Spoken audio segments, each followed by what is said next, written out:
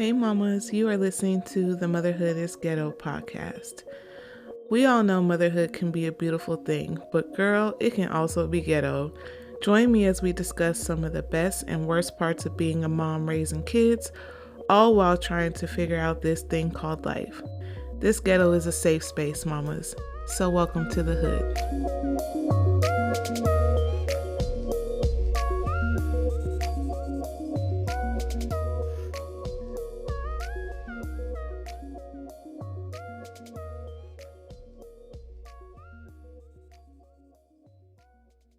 Hey mamas, welcome back to another episode of Motherhood is Ghetto. My name is Joy, and how y'all doing out there? If y'all doing all right, say amen. Um, so this episode is not a book club episode, but don't worry, book club will be back next Sunday. I just wanted to do a regular podcast episode today.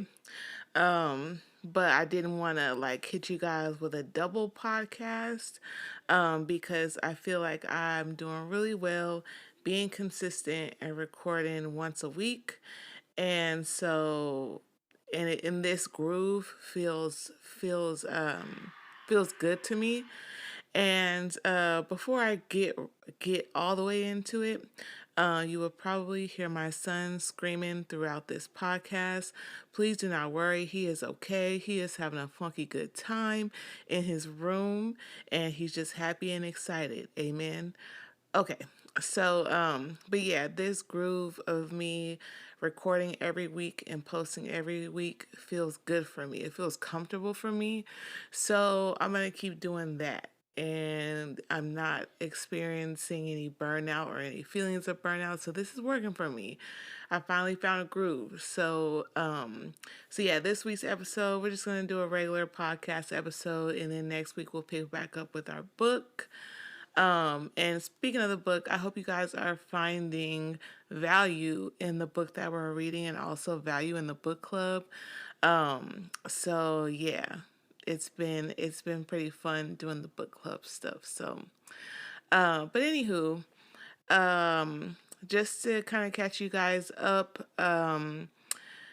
let's see. This week was a short week for me because I had a long weekend last weekend. I went to North Carolina to attend Dreamville Fest. If you don't know what Dreamville Fest is, that is a music festival that's held every year in the city of Raleigh, North Carolina. And it is put on and curated by the rapper J. Cole. Dreamville is his record label, so they have a festival every year showcasing big artists as well as like up and coming indie artists and stuff like that. This was my second year attending. Last year was my first year going. And this year I brought my daughter along with me since it was her birthday. Her birthday was on April the 4th, and Dreamville was the weekend of April the 6th through the 7th. So I took her along with me, and we had a great time, y'all. We did a lot of bonding, amen.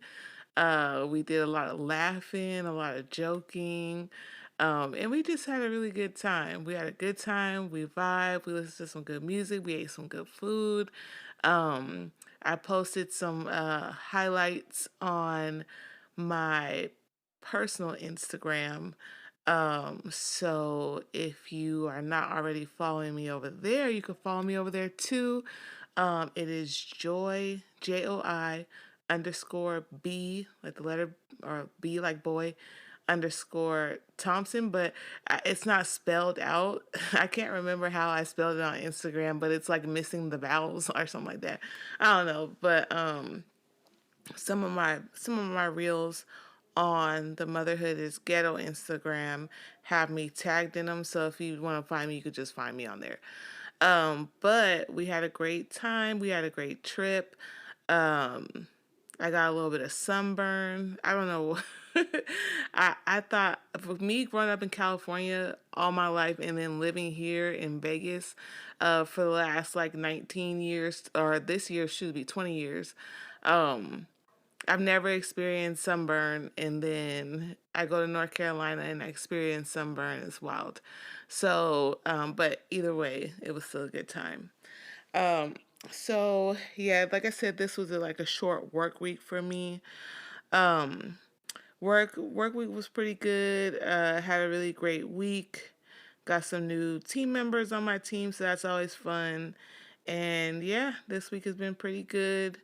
Um, Last week was pretty good too, leading up to our trip. I packed early and everything, so I wasn't rushing to do anything when it was time for us to go. So yeah, it was good. We had a great time, and yeah, that brings us here now. So, welcome. I hope you guys this week and weekend went well or is going well. And if it's not, I pray that it will soon. And whatever it is that's keeping you from having a good day or a good week, I hope that it leaves and leaves your area and leaves your presence hastily. Amen. Um, but so for this episode, um, I wanted. Okay, well, first of all, so let me start by saying I have honestly, I've honestly felt a lot of peace and happiness in my life as of lately. And I wanted to kind of talk about a few things that I do or that I am doing that genuinely make my life feel happy and make my life feel peaceful.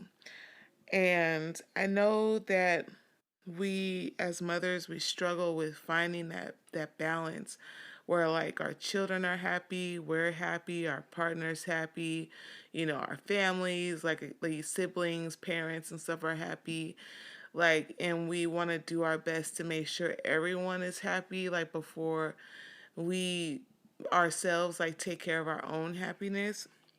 And I know that's a struggle for a lot of people, and I know that there's circumstances, you know, a myriad of circumstances that can go on in one person's life that will prevent them from feeling happiness or feeling peace. Um, and I feel like for a lot of years that was my life. I feel like I've never felt a sense of peace in my life like I do now, or like a sense of happiness that I do now. So I just wanted to share with you guys some of the small things. Amen. Because nothing that I haven't really done anything major in my life as far as changes. They've been very little changes, but they've been very impactful for me in my life. So I want to share them with you today to hopefully give anyone any type of encouragement or any type of hope that if you're feeling where like you feel like you're in a place right now where you're not feeling happy with your life or you're not experiencing peace in your life. And when I say peace, I mean like you're unbothered. Amen. Like you're unbothered. Yes, like there's still things like that, we worry about or like that, we ponder about. But in the grand scheme of things, you're unbothered. And happiness, the level of happiness that you feel is like, it's like your happiness is on cruise control, and it's like, all right, if something comes up in the road, I'll put my brakes, slow down, or I'll hit the gas, and it's like you're just cruising, like you like that's what happiness equates to for me. It's just that feeling of like my life is like on autopilot, and I can just kind of like let go a little bit and let go of the control and let go of the high anxiety or the anxiousness, um and just I have the freedom just to be. And that's the feeling of happiness that I feel right now in my life. And I just want to share with you guys some of the small things that I've done to get here. And it's definitely not 100% perfect, but I mean, for me, it's damn close to it, and it's something that I haven't felt in my life. I feel like all my life. Like I just don't remember feeling this way before. So, anyways, let's get into it. So, um, one of the things that I want to talk about, and this is specifically for my mamas who currently work in corporate America. Um, I too work in corporate America, and I'm also talking to my mamas who work in corporate America in any type of leadership position. Um, so in the job that I work in, like I'm a leader, so it is very stressful. It can be very draining. It can be very, very repetitive sometimes, and it can just you can experience burnout with the job that I have. And one thing that we all know that the pandemic brought was work from home. And before the pandemic, a lot of us had never worked from home before. Um, and I was one of them. I never had a job where I worked from home before. So, yeah, it was cool. Like, got to wake up and go to work in your PJs and stuff like that. Got to spend lots of time with the family. Like, that all was well and good. And currently, we still have uh, days where folks work from home and then folks come in the office. So we're back in the office, but it's like, some days we're in the office, some days we're not.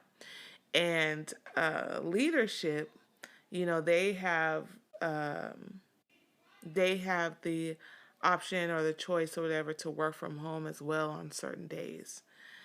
And one thing that I for sure stopped doing was working from home. And that one little change has brought me so much peace. I think it's been almost a year since I've even like done anything as far as or work related at home. And I remember the day or the moment that I decided I was not going to work from home anymore. Like I was done. Like I'm just going into the office every day.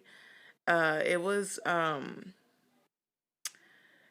it was in April. Yeah, it was in April, and it was the weekend that we were having my late brother's memorial, or like his celebration of life, and it we were having it at my house, and it was a Sunday, and at that time I had to work on Sundays. Um, so I was working from home, and after I was to get off work, I was supposed to get off work at 5. After I got off work, I was supposed to go meet up with my family. Um, and we were gonna chill, hang out, and stuff like that before everyone left, like on Monday. And right before 5 o'clock, I get an escalated customer. I work in customer service, so when you call customer service, and you say I want to speak to the supervisor. That's me.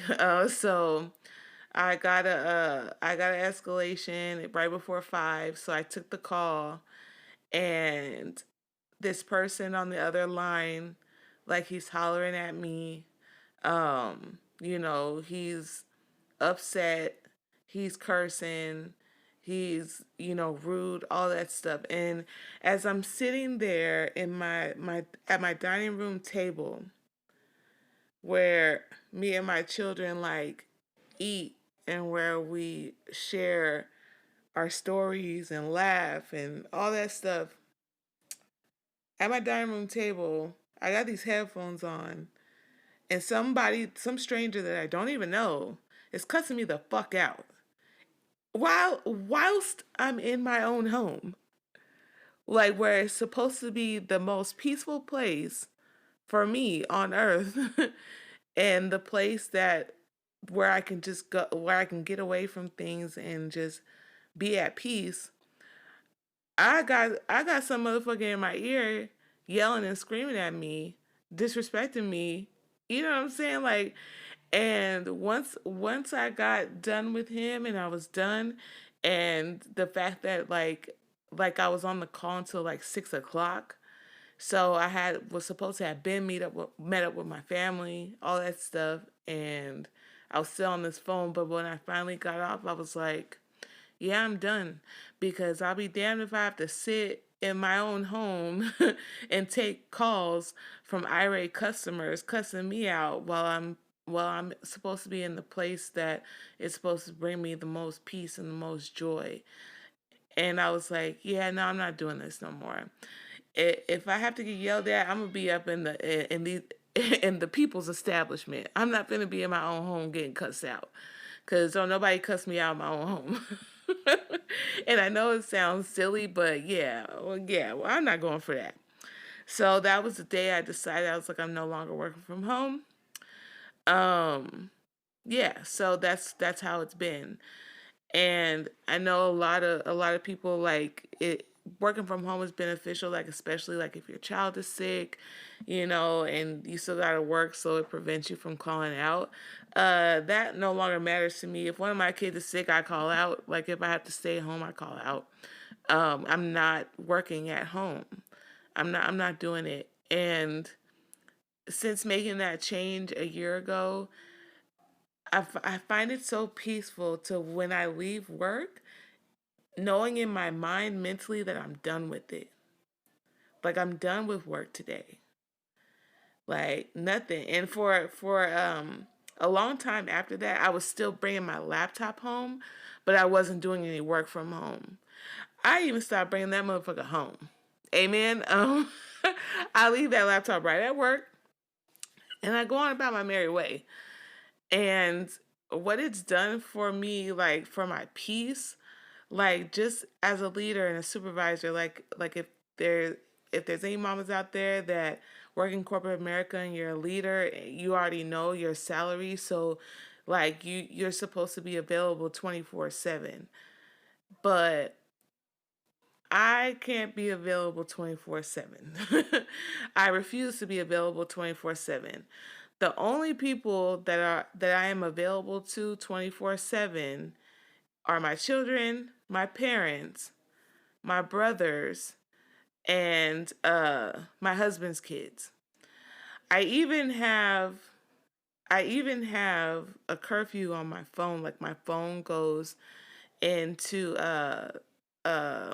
what is it called? Do not disturb at 8 p.m. every night. And the only people that can get around that are my parents, my children, my husband's children, or my brothers. Like no one else's calls come through, no one else's texts come through until after 6 a.m. the next day. And it's just, I don't know, for me it's just like a sense of just knowing like whoever needs me during this time period will be able to get to me.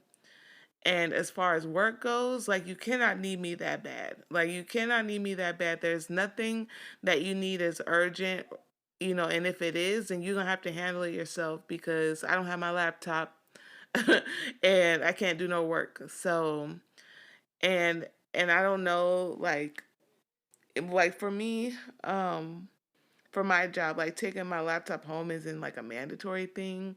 Like I don't know, like so they can't force me to take my laptop home, so I don't. Or at least I stopped doing that. And I find that to have brought me so much peace. And also too, when you're a leader and you're able to you have that flexibility to work from home, it's so easy like if you don't finish something during your day, be like, "Oh, I'll just do it at home." And then when you get home, you don't feel like doing shit. At least that's how what always used to happen to me. Like I'd be like, "Oh, like I'll get this done when I get home, like if I don't finish it." And I would never do it. And then I would fall behind. But doing work at work helps me to stay on top of work. Amen. Um, so yeah, that's one of the things, the small things that I've started doing is I just don't work from home anymore. And it wasn't even about needing to be around people or needing to be in the office. Like I just want my home to be a peaceful place. And even though like it's over the phone work, and there's no one in my house physically cussing me out, like that energy is still there, and it changes my mood, and then in turn it changes the mood of the house. And I don't like that. When I come home, I like to just vibe with my kids, like, and that just be the reason. So that's one thing. So, well, it's kind of like a two-in-one. I stopped working from home, and I stopped bringing my laptop home. So when I'm done with work, it's at work, and I come home and I can focus on whatever I want to focus on. Um, all right. So the next thing that I have or am doing to ensure my life is peaceful and that I have happiness in my life. Um, and this is really for this goes out truly to the moms. As far as these kids go, amen. Let's talk about holidays, birthdays, stuff like that. So, so the year that my husband passed away, 2022, he passed away right before the holidays. So Christmas, like I went all out. I was like, man, like I gotta do these things. Like I don't want my kids to feel sad on Christmas. Like I'm gonna do the best that I can, like to go all out and do the damn thing. And I feel like, and I don't regret doing that or anything like that. But what I've come to realize is that I can save a whole lot of money by just asking my kids what exactly they want. And I'm talking about like for birthdays, for Christmas, like all that stuff. Instead of doing what I think that they would want and spending extra money that I probably didn't have to spend, I just asked them. And specifically, I'm talking about like birthday parties and stuff and birthday gifts. Um, I would say definitely when back in the day when I was like able to give my kids birthday parties, it was definitely the type of party that I wanted them to have. And it wasn't like the party that they want. They still have fun, but it was a party that I chose for them, and whatever I chose and whatever I bought, like it was because I wanted it for them. Yeah, I'm not doing that shit no more. I'm not doing it. Um, because 9 times out of 10, whatever they tell me, it's gonna be a whole lot cheaper than what I envision in my mind or what I plan to do. And that gives me so much peace because it lets me know like I don't have to break the bank in order to show you that I love you or show you a good time for your birthday or for the holidays. Like just tell me what you want and I will make that happen for you. And luckily for me, like my kids are pretty low key kids. So they don't want for much. I mean, yeah, they ask for expensive things sometimes, but they don't want for much. So, for just as an example, like my daughter, she said she wanted a birthday party. She told me exactly like what she wanted her theme to be. And then I was like, okay, cool. But I was thinking like, oh, she's turning 13. I should get like balloon arches and get like a photo backdrop and do all these things. But I was like, let me just ask her. Let me just ask her what she wants this party to be. And let me just pump my brakes. And sure enough, she just wanted something really chill that her family and friends could come to the house and nothing fancy. And even down to the food, I was thinking like I was gonna like cater some food and get like a custom cake and all this stuff. And she was like, I just want nachos. And I said, like chips and cheese? And she was like, yeah. And I was like, bet. Say less. And yeah, it ended up being good and she was happy. And I didn't have to go broke. And and I'm about to do the same thing for my son. His birthday is next month. Like I asked him exactly, what do you want? Okay. What kind of food do you want? Pizza? Bet. Like I'm not overthinking it, I'm not overstressing it, I'm not doing a whole big old to do because like that's not what they want. So I just and that goes for a lot of other things too. I just ask my kids straight up like what do you want? And it keeps me from stressing or worrying like oh like are they going to like this like or are they going to be happy with this? Like I don't have to worry about any of that anymore because they tell me exactly what they want. So if they're not happy with it, then that's on them because that's what they asked for. Amen. So so like again, like I know it seems like it's not much, like or it's small, but that really brings peace for me. Like it really does. And knowing that I don't have to like put on a show for them or anybody else for that matter. Like whatever they ask of me or ask me to do, if it's within my power, I will do it and I'll know that I'm doing the right thing or it's the right thing to do because it's what they asked me. And I don't have to feel bad later looking at my account and saying like, "Oh my god, I spent all this money um on this birthday party and yeah, and it really wasn't for them, like it was for me because I wanted to impress people or I'm trying to, fill a void or make up for whatever they may be feeling like I don't none of that. I'm not on none of that. So I don't have any of those thoughts. um and so that's a great segue into my next point or the next thing that I've done to ensure peace and happiness in my life. Um, the money mamas. As you know, we're reading this book in the book club. It's all about money and finances. And I promise you guys, I promise y'all, when I started taking control of my finances and really like, when I really started caring about my finances and about budgeting and saving.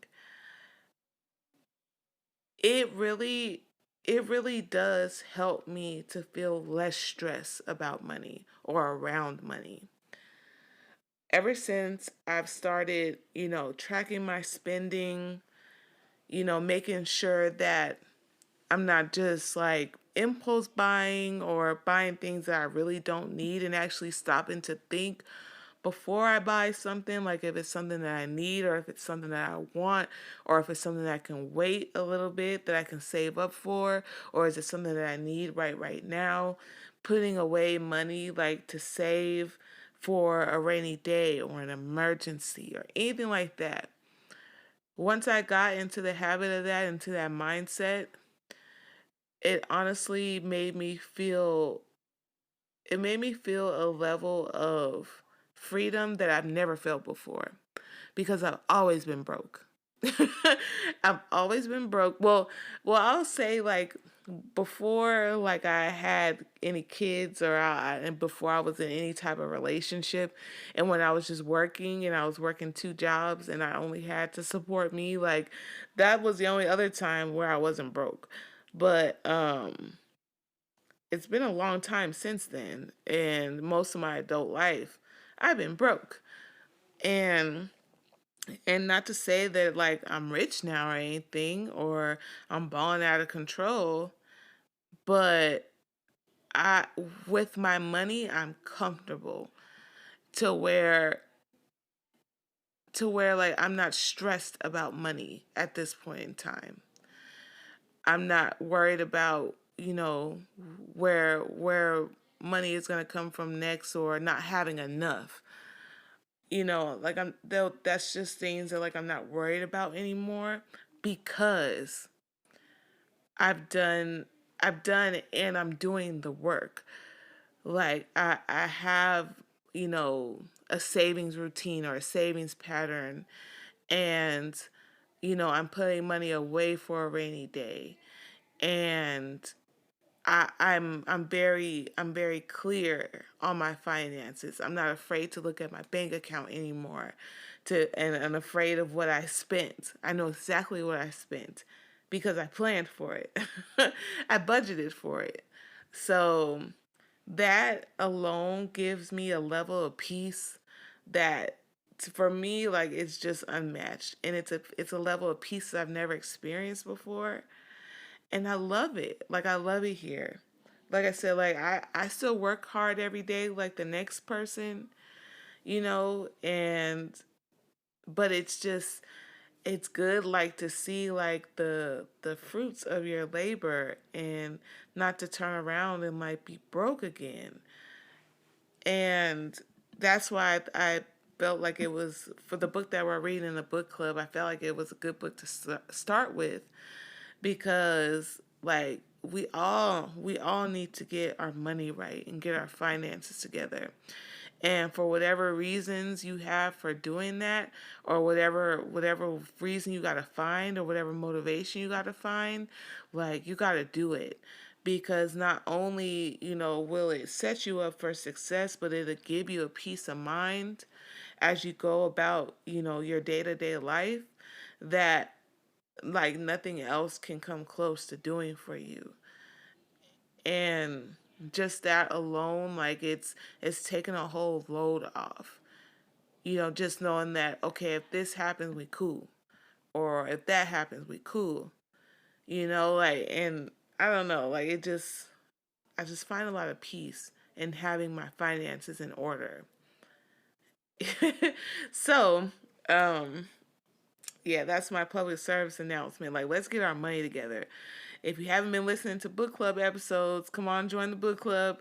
Let's get our money right together. Let's get it all. Let's get our money right. Let's get it tight, and let's get to a level of peace to where we're not stressed about money and we're not worried about the lack of it. Amen. um So those are the core things. And then one last thing that I want to share with you guys, that I do or have done to bring peace and happiness in my life. Honestly, I pray for it. Amen. Um,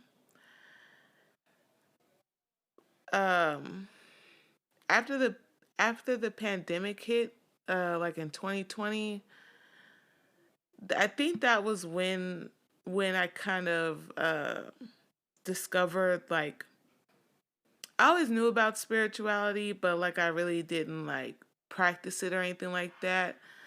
But during the pandemic, like, it kind of shifted my perspective for me, and that's when I started like researching about spirituality, about prayer, and all that good stuff, chakras, and all that good stuff. Third eye, everything that goes on with the spiritual stuff. And honestly, I'm glad that I did, because when shit started to hit the fan for me in my life, I don't think that I would have made it, and I don't think that I would have the strength if I hadn't already started working on myself spiritually and setting that foundation for myself. Because when shit hit the fan, like, I don't know. I'm not gonna cry on this podcast, amen. But when shit hit the fan for me, like, it was really hard. It was hard for me to find the will or the motivation to keep going. And it was hard for me to try to figure out what my life would look like going forward. So I prayed a lot. Um, I prayed a lot for me and my kids, but I prayed a lot for me because I knew I needed it. And one of the top things that I prayed for more than anything was just to be happy and to have peace.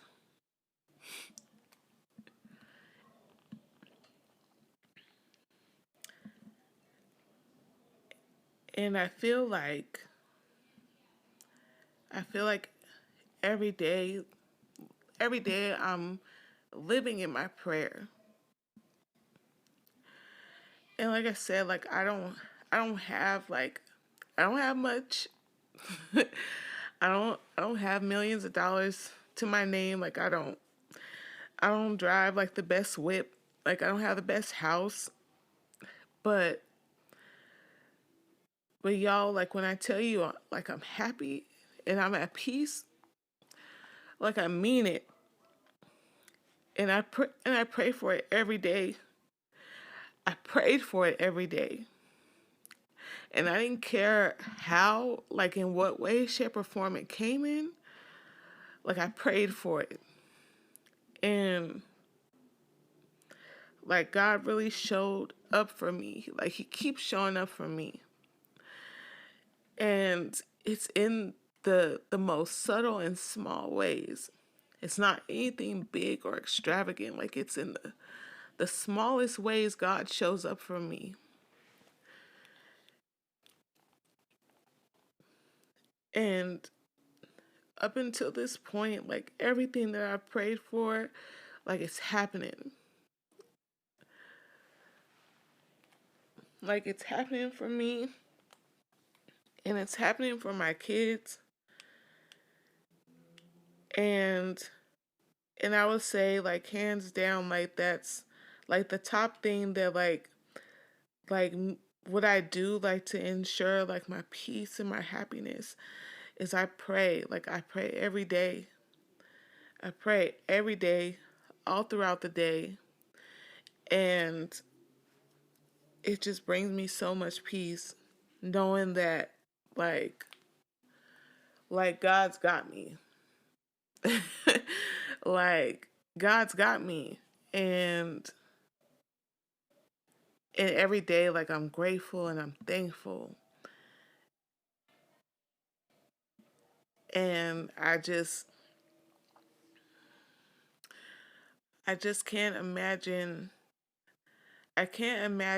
where I would be if like I didn't or I wasn't already starting or going through the process of grounding myself spiritually and getting to form a real connection, a relationship with God. So that's been for me, I feel like it's been my saving grace, and it's brought me so much happiness. Like there's some mornings like I can't wait like to wake up and like do my morning routine and like sit in prayer, like write in my journal, like all that stuff like makes me so happy. Like it makes me so happy. And through prayer and talking with God, and not only talking with God but talking with myself, I'm I'm learning now, you know, I'm I'm learning what my definition of happiness is. Because before I had an idea of happiness, and when I think about that now, that's not my idea of happiness now. But I like what I see now. When I think of a happy life for me, I like what I see now. And I feel like I'm living that now. So, just to put it into perspective, I always before now I always pictured, I always pictured a big come up from my life. Like I always pictured like, okay, this one thing's gonna happen that's just gonna it's just gonna send me like on a rocket. Like like that was how I pictured like my life going, like something big was gonna happen and it was just gonna set me up for life.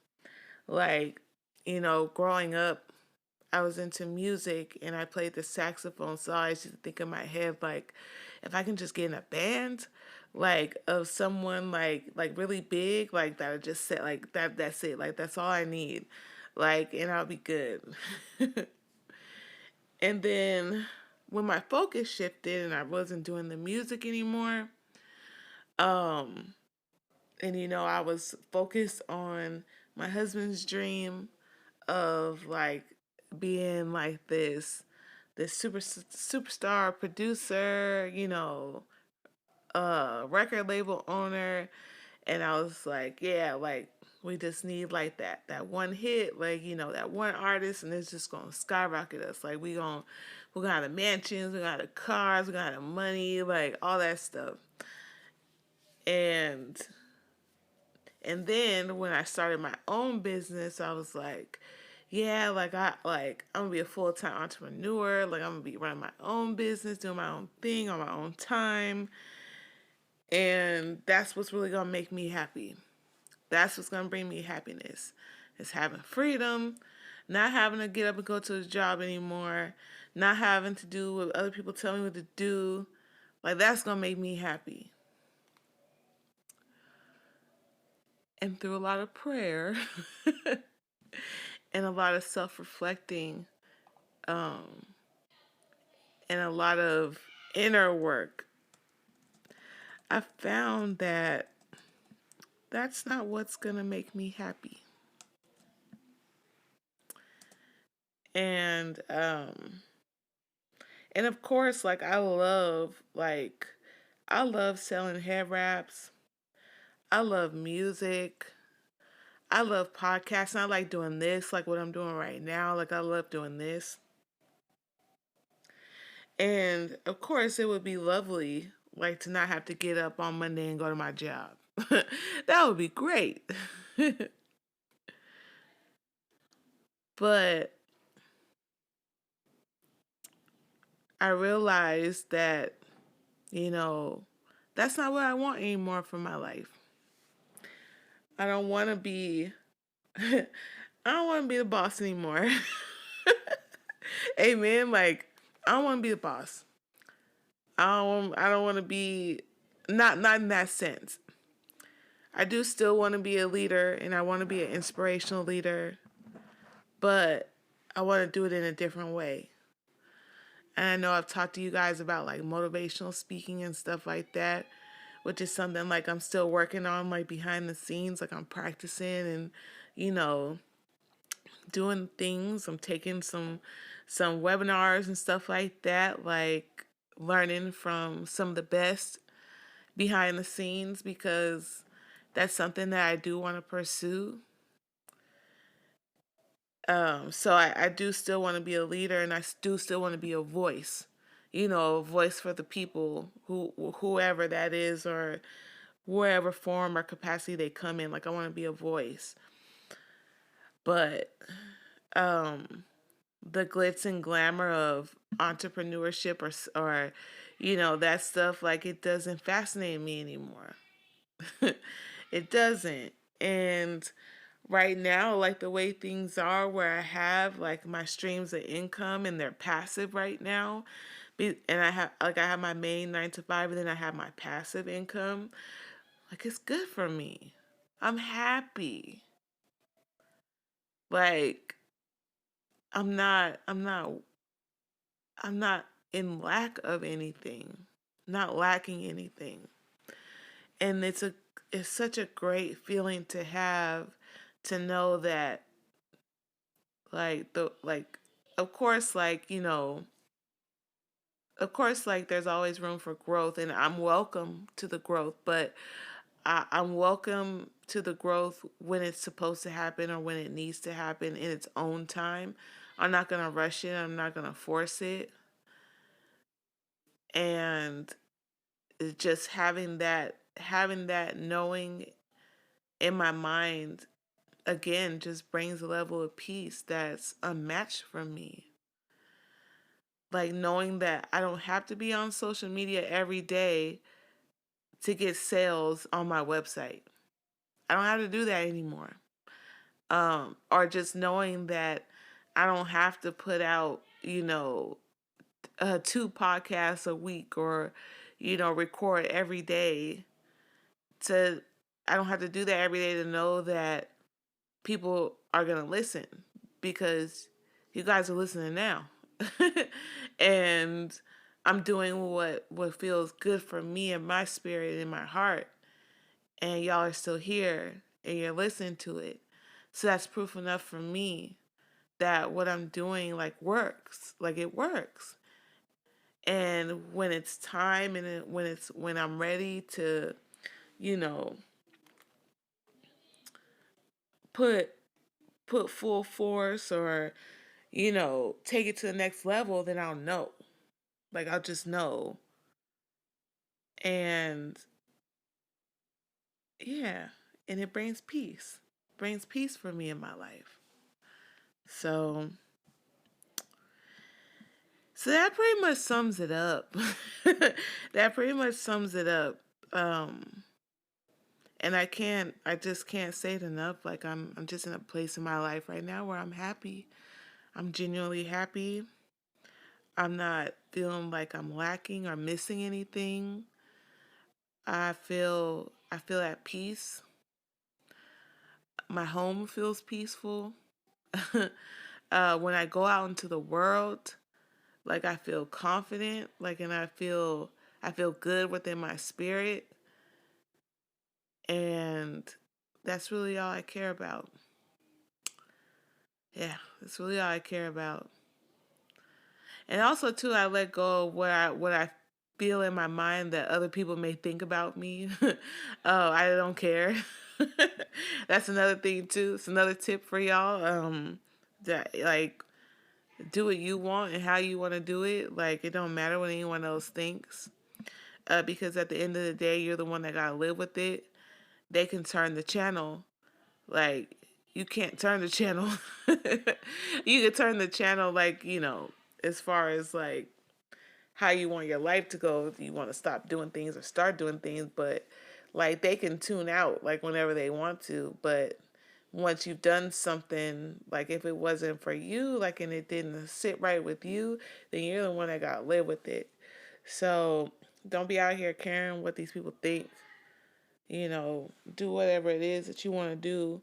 Live your life however you want to live it. And don't be mad at nobody else or try to ruin anyone else's life because your life isn't going like how you want it. If you want it to go a certain way, then find out what you need to do to make it go that way and then do it. And I'm 100%, not there either. I'm close, but I'm not all the way there. But just know that, like, I have a plan or at least a good idea on how I can get to 100%, like, where my life is just, like, on easy street or easy street as it relates to me and what I got going on. So, yeah, don't be out here caring about what people think. Um, but that's it. That's all that I got today. I'm going to go ahead and land the plane here. Thank you so much for chilling with me today. Thank you for rocking with me today. Let's go ahead and pay some bills really quick. If you haven't already, the Motherhood is Ghetto, the self-care journal for mothers, is still available on Amazon. So if you haven't picked up your copy, I encourage you to pick up your copy. I will link the Amazon link in the show notes for you all.